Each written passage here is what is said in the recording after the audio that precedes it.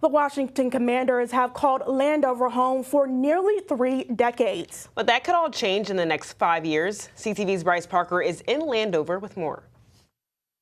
Game day at Northwest Stadium could be in its final hours as the Washington Commanders and D.C. Mayor Muriel Bowser have come to an agreement to resurrect the old RFK site. Now, county and state leaders are scrambling to find out what will be the financial implications of this move, while some county residents are actually excited for the team's potential return back to D.C. I think it restores a lot of like the aura that the team had when it was in RFK. Like when the team was in RFK, like it was the team. It was, you know, they ran the league. They were one of the most important teams. They was winning Super Bowls in that stadium. I honestly think it's a good idea. I feel like them moving back to DC, it gives us chances to make more money for the city. You know, that gives us a chance to have the Super Bowl. You could possibly have the Olympics in the DMV. I think it'll just be an overall big money maker for the city. People in Prince George's County that's elected officials that's getting paid and getting some type of revenue from this, yeah, they're going to lose out. You know, the governor might be a little unhappy. But I think my brother Westmore will be all right.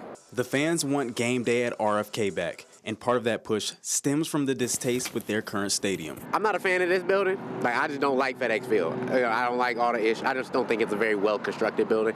If we're being for real, I don't like FedEx. It's very, I don't know, it doesn't fit. And as the Commanders are moving on for a better fit, county and state leaders are moving forward. Acting County Executive Tara Jackson is pointing to the already $500 million that have been committed to the development of the Blue Line Corridor.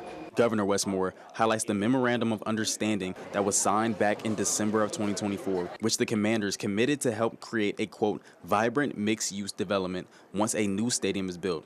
Now, fans did have some sympathy for the potential financial ramifications on the county. You have people in the area who probably buy houses because it's by the stadium, so that might be something for them. But ultimately, they'd like to see the Washington team embrace its dominance of the past. It's this very homegrown environment. Washington Redskins, Washington Commanders, in Washington, D.C. Goes back to the chemistry of the 60s, 70s, and 80s, you know, up to the early 90s. So.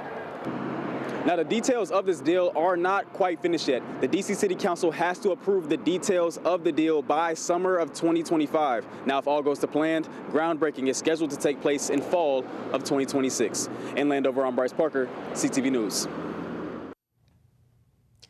All right, Bryce, thanks so much. As of today, the Commanders are still committed to that Memorandum of Understanding, and the governor believes the land around the Landover site can be used as the state center for quantum development.